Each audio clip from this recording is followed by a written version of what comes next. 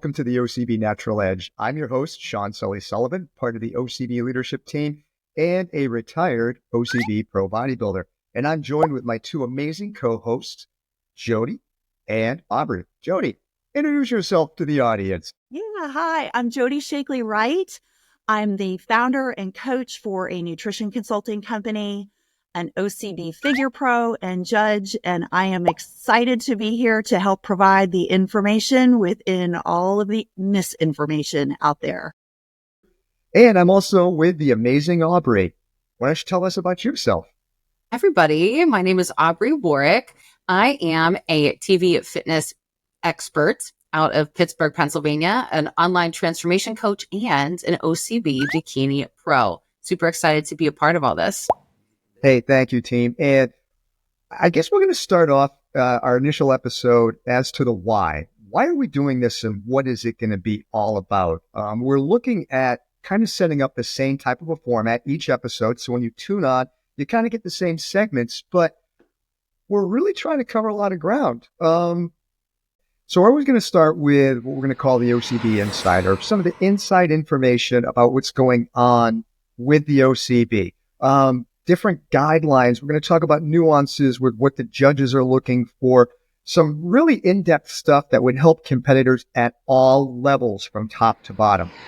We're also going to be doing show rundowns. We're going to call that Pose Down. And for the OCB Pose Down, we're going to be doing video highlights from all of our OCB events and talking about them and just giving like a quick little rundown. We're probably not going to be able to cover every event in every episode with over 120, 130 events, but we're going to try to get as much in as we possibly can. And of course, interviews. Everybody wants to hear what some of the top pros and amateurs, what they want to talk about, what they have to say. And what better way to do it than to hear directly from the competitors. But I don't think we should just do pro competitors. What do you guys think? Should we open up the aperture to this a little bit? My gosh, absolutely, because, it took me a little while to get my pro card. So I know you hear a lot of stories a lot of times of men or women doing like the clean sweep, right? It's their first show. They go all in, they have the best coach and they get their pro card the first time. That definitely was not me. So I know from my standpoint, I would appreciate it from the amateur level in terms of how you grow through different show seasons to get to pro. Agree with that. And part of that growth is just your initial exposure to, oh my gosh, could I compete? Should I compete? What does that look like? What do the thinking steps look like before the action steps? And really helping that group embrace things too, because I tend to think that there are a large group of people out there who are considering it, maybe afraid to verbalize it. So exploring that would be certainly helpful. We'll get into this later, but I was the girl who just entered a show and didn't even attend one. So I love that. People do that. And money. And we got to talk about, how to save money when you first start competing. Because it's expensive at first. For sure. The expenses there too. Yeah. Yeah. I mean, I think that there is as much to learn about competition, what it takes from talking to our amateurs as it does to our pros. So I'm going to put it out here right now. I want to find interesting stories and interesting content. If you are an OCB competitor, somebody considering competing, and you have an interesting circumstance. I mean, I talk to people all the time at OCB events. Just the other day, a fantastic competitor at one of the shows I attended to, she's a 2-time cancer survivor that is using the sport as a way to get healthy and to stay motivated, to stay on track and to move forward. What a great story. So, that was a great story. There's all kinds of stories like that, as well as with our top champions, and how they prepared for shows. So I think there's a little something that we're going to have out there for everybody. But if you have a unique story, if there's something that you would like us to cover or have us talk about, I'm going to put it out right now. The OCB Instagram page, it is the OCB official page on Instagram. You want to go on there and just type into that chat if you have any ideas, for people that we could interview, any content we can bring you. We want to make this as much your format is ours. You are our listening audience. You are our competitors. You are the people that we are trying to be there for. So we want to hear from you things that you like to see. So we're not really just steering the ship. OCB is kind of a team effort. It's a family, and that's kind of what makes us unique, all the way through the leadership group down to the promoters and judges to every competitor. So we want to hear from you. And to do that, jump on to the Instagram page and go to the OCB official page. Make sure it's the official page. Some 50,000 followers on there, and just go right into message and boom. Those messages will get directly to myself or one of the other members of the leadership team. And we'd love to hear your suggestions, because this is about y'all, not just about us. And with the interview aspect, I think it's really important to be having those interviews. And we're going to be getting a little bit of insight on the two of you this episode when we get into our interviews. But the last thing is we want to be passing some knowledge along to people. I think it's really important at all levels that we can pass some tips on to them. So, Aubrey, how do you think we should go about that? So I'd love to give pro tips. Tips. The three of us are pros. We've been around the block a couple times. We've been competing. I know I started competing circa 2007. Okay. Not starting with the OCB at that time, but I would love to help anybody listening not make the same mistakes I did. In fact, I took the stairs, tripped down them a couple times. I would love to help people take the elevator for their road to show experience. I think that is key. And, we have the three pros. So that's going to be our format every episode. And with that said, I think we need to get right into we're going to call the feature OCB Pose Down. So I think we should get right into our Pose Down. So we're going to cover a couple of shows. Let's take a look at some of the highlights. It was January 18th in Tallahassee, Florida. OCB Yes. Winter Classic, promoted by Sly Agile, and he had Pro Bikini and Pro Figure. So let's look at some of the footage.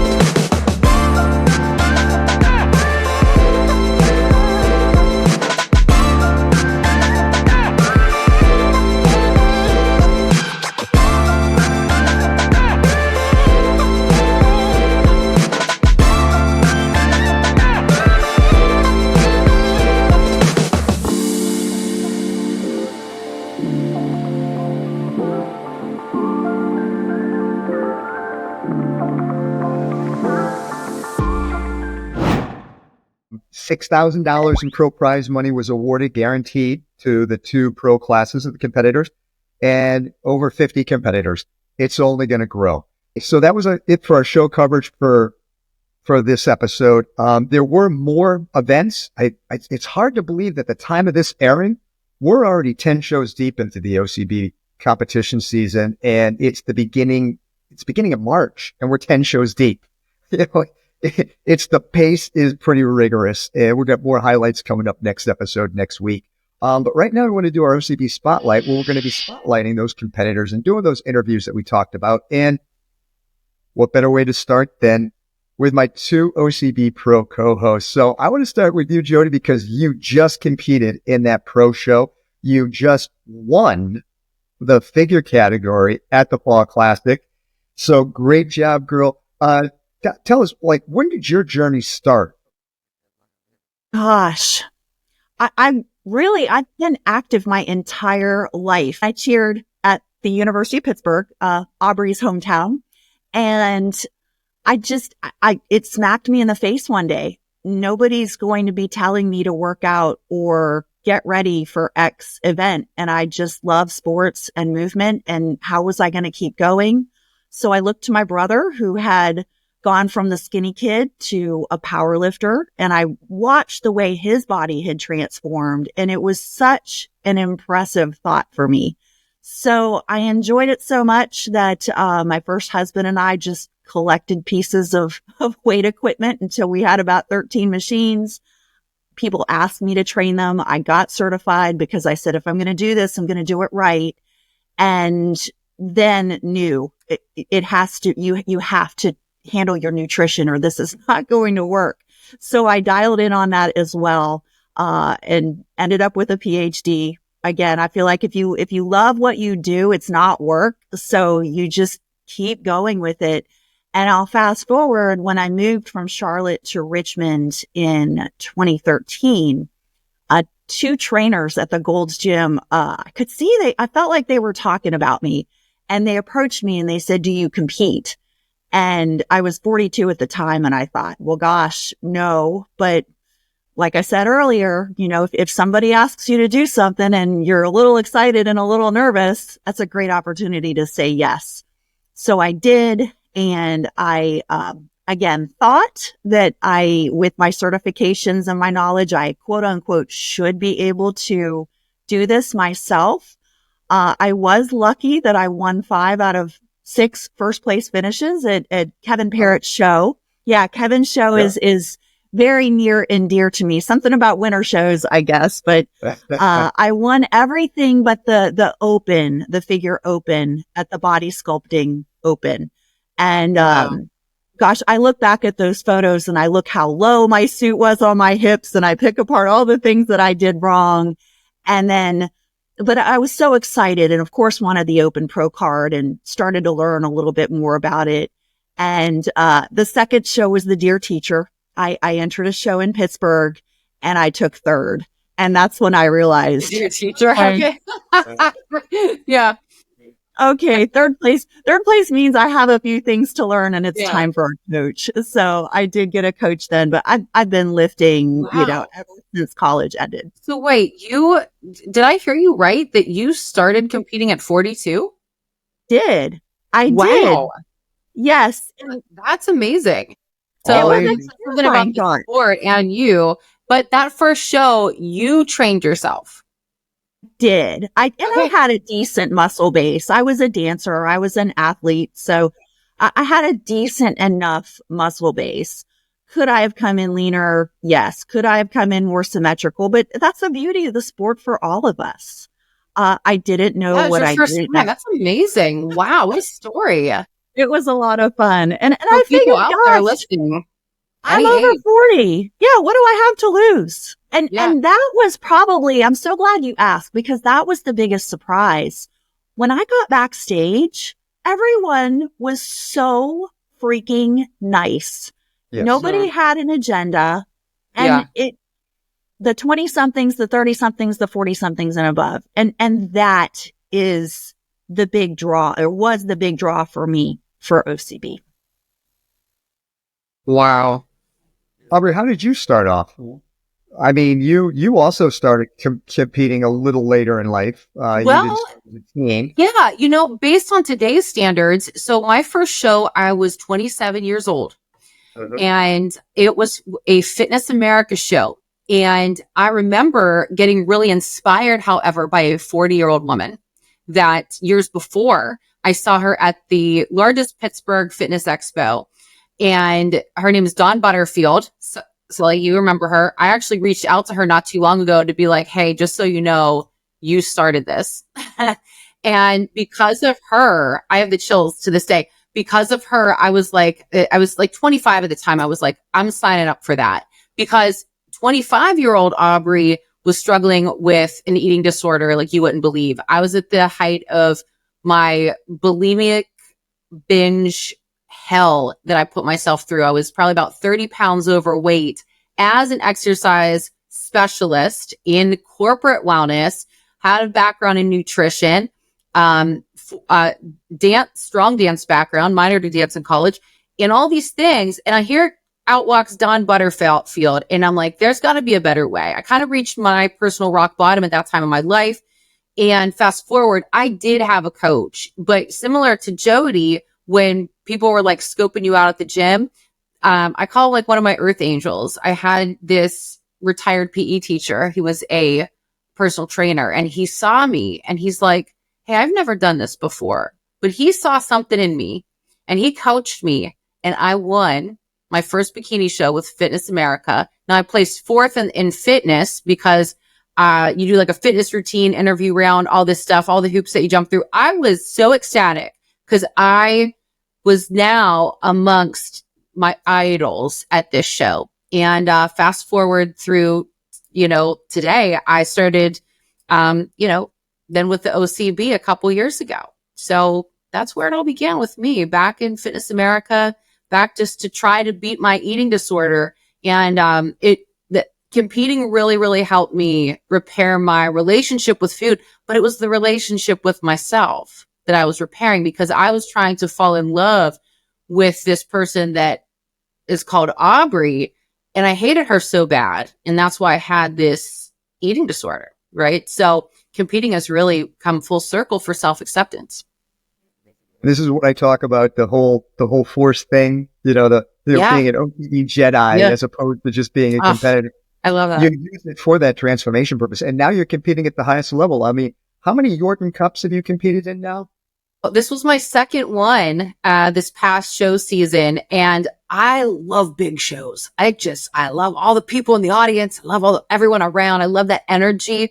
And something that just like, we get this. It's that adrenaline rush. So if it scares me more, I'm like, oh yeah, let's go. And, the Yorton has been life-changing, both show seasons, and I've met great people just authentically. And definitely when you guys say that OCB is like a family, when I show up to these shows, I do feel like I'm like, these are my homegirls. These are my homeboys. Like, these are my people, because everyone is like, they want you to succeed. They want themselves to succeed, but it's not about the placing, right? We all had this journey to get there for that personal up-levelment, and we all feel and connect in that container so deeply. And I know you were top 2 at the Yorton Cup in your class. I was there. In 2 years in a row. I know. Runner-up twice in a row. I just want to put into perspective what a feat that is. At the Yorton Cup this year, we had 238 athletes, and we had almost 70 bikini competitors.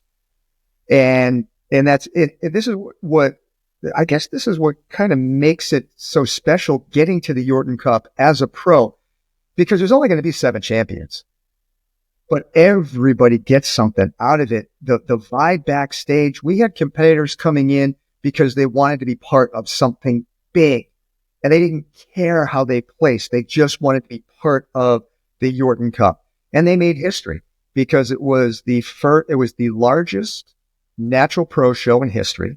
It was the first 2-day, and the Yorton Cup is the only natural pro only event.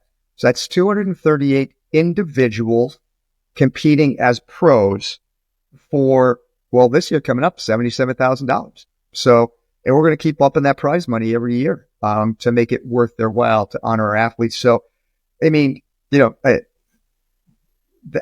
great. And just bringing in the experience that you had out of it, that's exciting.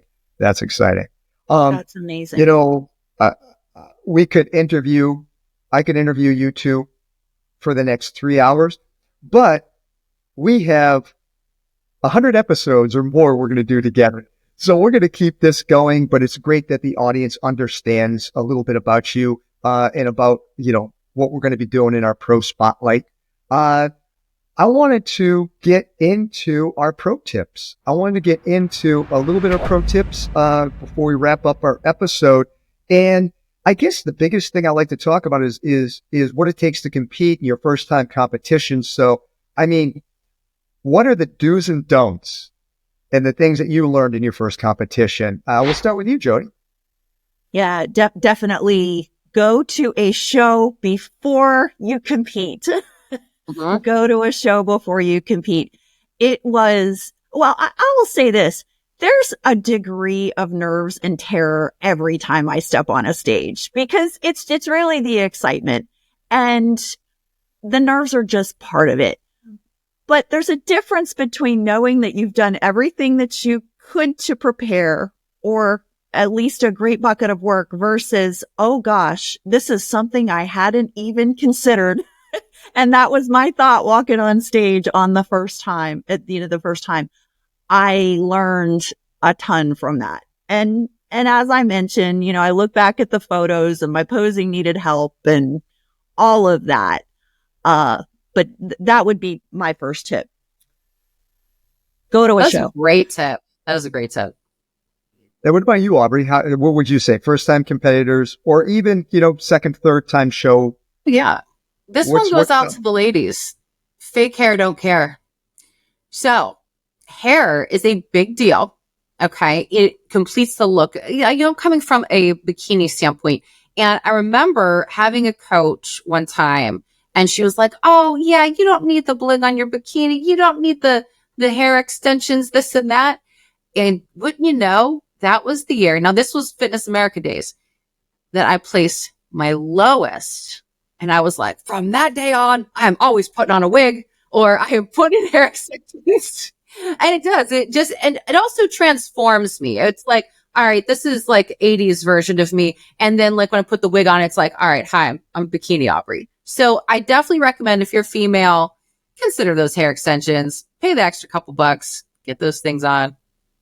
Absolutely. And I think it's kind of do adopt a little bit of a character on stage, I think. Yeah. Like Beyonce. Sure. Yeah. And that helps you on stage if you could kind of, get into a character mode on stage and realize, what it's all about. I think for my biggest pro tip I'm going to give to all the competitors out there, there's a couple of things you really need to do. Review the guidelines of the category you're going to compete in. Review the amateur, the pro guidelines, and read through and understand the nuances of what you're getting into. It will make you more comfortable. Go watch a show or watch one on video so you kind of see some of the transactions and things that are happening back there.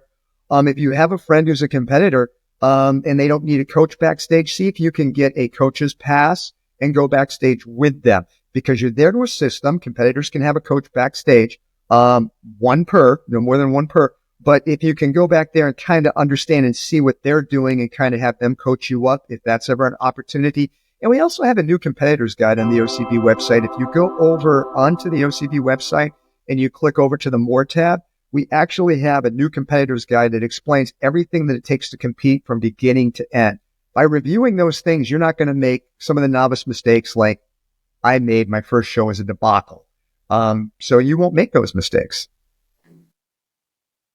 For sure. And I think it's important too, when you say, look at the guidelines, as a judge, I'm approached sometimes, well, in such and such org, they don't do it that way.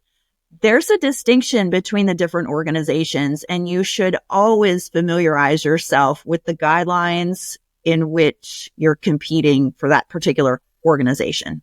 What's the one that you get the most, Jody, from a judging standpoint, that people say, is there like a common theme?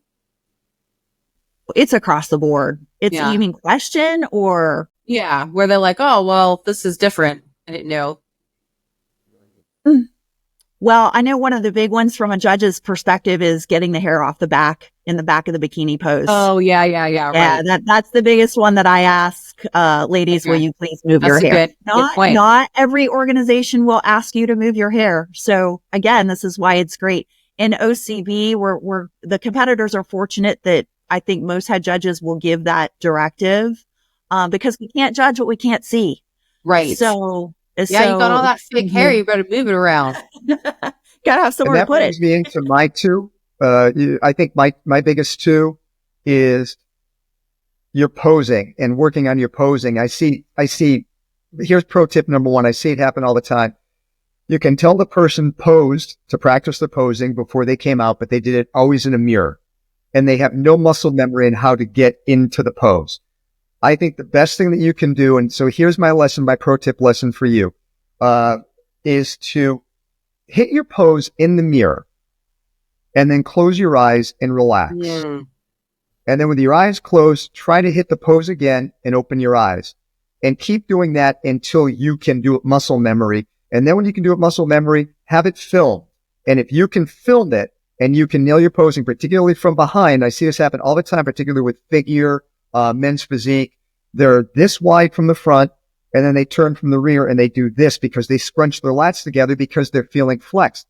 You always need to remember that posing is angular geometry. It is all how the judges view you and from your vantage point. And a muscle shortens when it's flexed. Like my bicep, when it's extended out, my bicep is long. And when I clench it, it goes short. If you feel your back posed from the rear, it means that you've contracted your lat muscle. So it's things like that. And I think the second biggest one is tanning your color on stage. I learned that firsthand. Maybe I'll share a story about that, my first show. But learn what works good for you and do a dry run with it first. So, yes. A tip about people not posing in the mirror. That is excellent. I love that. Practicing your color. Practice your color. Can I add on to that? Not only have it filmed from somebody sitting on the floor, because the judges are looking up at you at an angle. Yes. Big difference from filming straight on. And that's the angle. See. Everybody always does that posing where they look good straight on the mirror because, they're always looking at themselves from this angle. Yeah. But they forget that the judges are here. And if your body is contorted, or like for bodybuilders doing poses, they have their arm angle like this, it's going to look off. There's little twists and nuances. So you always want to have that angular, call it angular geometry for a reason. You want to always maintain that angular geometry. Great tips. All right. Well, those are our pro tips for this episode. And we're going to wrap it up now with any closing comments. Gosh, it's hard to stop. It's hard. I have so much I want to share. I know we all do. And it's like I tell my clients, we'll get to everything, just not everything at once. So I think it's best right now that I just say thank you so much for including me. I've enjoyed this. Can't wait to share more. Any closing remarks, Aubrey? I'm going to echo what Jody said, and I think it just goes without saying, but make sure that you message us and let us know how the first episode went. And I'm going to follow that up with a thank you for jumping on board. This was our first episode. We want to get better at this. So give us any critiques or any tips, any ideas that you have. We want to give you the content that you as an audience want and deserve. I'm also going to ask you, if you enjoyed this first episode, right down there, somewhere in there, you got like a like button. It's like a thumbs up, thumbs down, and a subscribe right down there somewhere. Hit those, because it's really going to show us that we're doing the right things, and that if you subscribe, you're going to get the announcements. We're going to be doing a drop every week, and you're going to be able to stay on top of OCB events and OCB, everything OCB, show coverages, etc. Can we put the subscribe by Aubrey snaps? Aubrey, can you give him a snap? Put it right there. We need the Aubrey snap and flash. All right. So, hey, thank you very much again for joining us at Natural Edge, and we'll see you next week.